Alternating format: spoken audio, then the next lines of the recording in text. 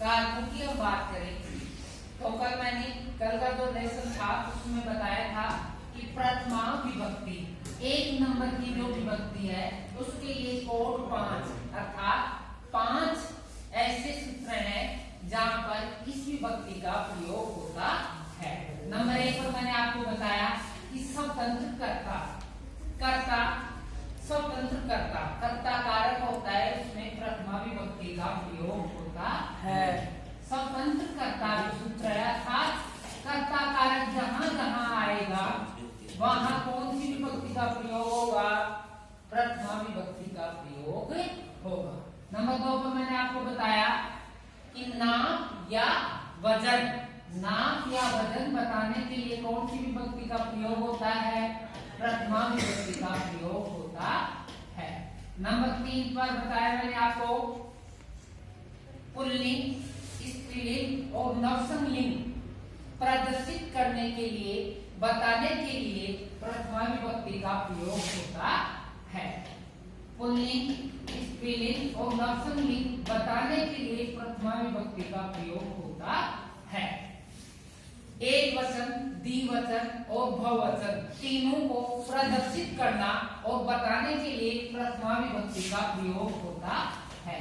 एक वचन, द्विवचन, बहुवचन बताने के लिए प्रथमा विभक्ति का प्रयोग होता है। और इसके महत्वपूर्ण देखो 5 नंबर पर प्रतिपदिकार।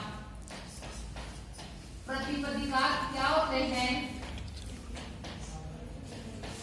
प्रतिपदिकार क्या होते हैं? जब, बहुत बढ़िया, जब तक शब्द में कोई विभक्ति नहीं लगती है तब तक वह शब्द प्रतिपदिकार रहता है। और प्रतिपदिकार कहे जाने वाले शब्दों में कौन सी विभक्ति आती है?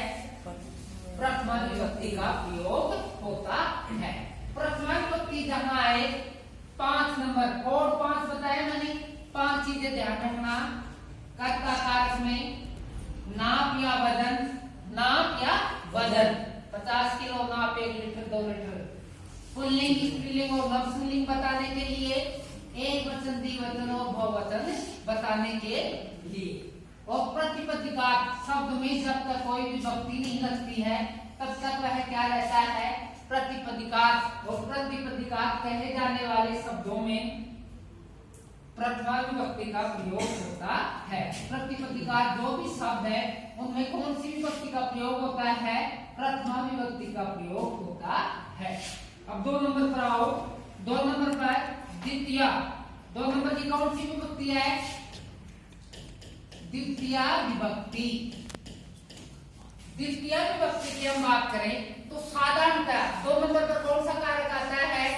1 नंबर पर कर्ता कारक, 2 नंबर पर कर्म। कर्म कौन से कारक में द्वितीय विभक्ति का प्रयोग होता है? क्रम कारक में द्वितीय विभक्ति का प्रयोग होता है। क्रिया की सिद्धि में अत्यंत सहायक शब्दों को हम क्या कहते हैं? कर्म। और कर्म कहे जाने वाले शब्दों में कौन सी विभक्ति का प्रयोग होता है? द्वितीय विभक्ति का प्रयोग। 2 नंबर का सूत्र मैंने क्या बताया था? एक्थितम चय। संस्कृत में 16 धातु इस प्रकार की है जिनमें एक्थितम चय सूत्र से द्वितीय विभक्ति का प्रयोग होता है। 3 नंबर पर अभित दोनों ओर, परित चारों ओर। अभित दोनों ओर, परित चारों ओर। अभित यानी दोनों ओर, परित यानी चारों ओर। अभित, परित, समया, निक्षा, हाँ प्रतियोगे अपनी, इनमें द्वितीय विभक्ति का प्रयोग होता है। अब 3 नंबर पर आओ। 3 नंबर पर कौन सी विभक्ति आ रही है? तृतीय विभक्ति। 3 नंबर पर कौन सी विभक्ति आ रही है? तृतीय विभक्ति। अब यहाँ देखो 3 नंबर की हम बात कर रहे हैं। तृतीय विभक्ति का प्रयोग कहाँ पर होता है? पहला सूत्र है साधकतम करणम। क्रिया की सिद्धि में सहायक तत्व को करण कारक कहते हैं। क्रिया की सिद्धि, क्रिया है उसकी उत्पत्ति में जो सहायक तत्व है उसको क्या कहते हैं?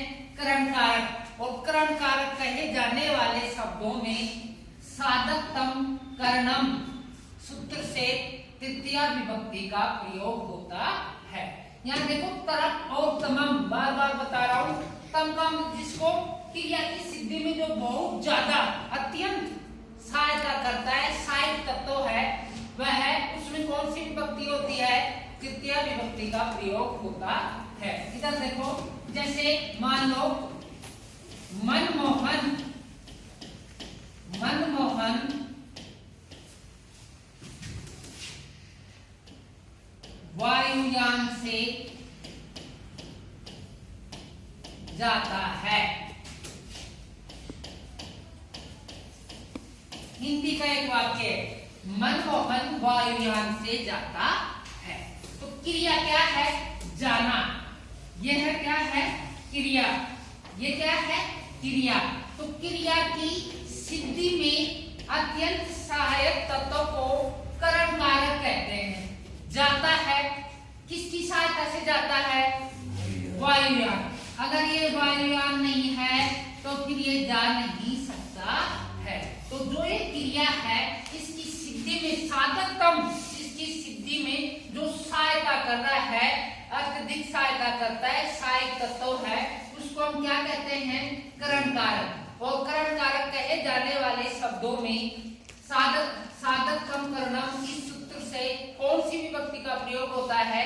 3 नंबर की तृतीय विभक्ति का प्रयोग होता है। साधारणतः ध्यान करना, 1 नंबर पर कर्ता कारक, 2 नंबर पर कर्म और 3 नंबर पर करण। तो करण कारक है, उसमें तृतीय विभक्ति का प्रयोग होता है।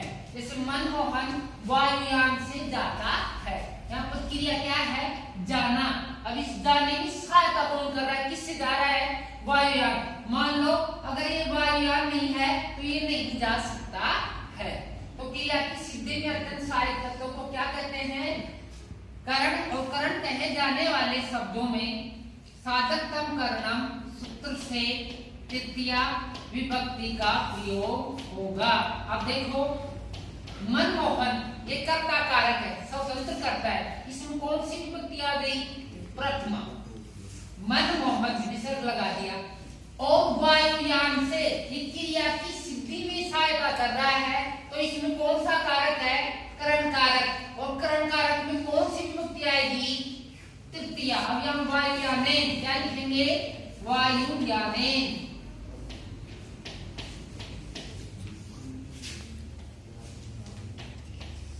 वायुयान से जाता है। कर्ता के पुरुष वह वचन के अनुसार क्रिया। कर्ता के पुरुष वह वचन के अनुसार क्रिया वायुयान से जाता है। बोलो कोई दिक्कत? तो यहाँ कौन सी विभक्ति हो गई? तृतीया। कौन सी विभक्ति हो गई? तृतीया। कौन से सूत्र से हुई? साधकतम करणम। इस सूत्र से तृतीय विभक्ति का प्रयोग होता है। आ गया समझ?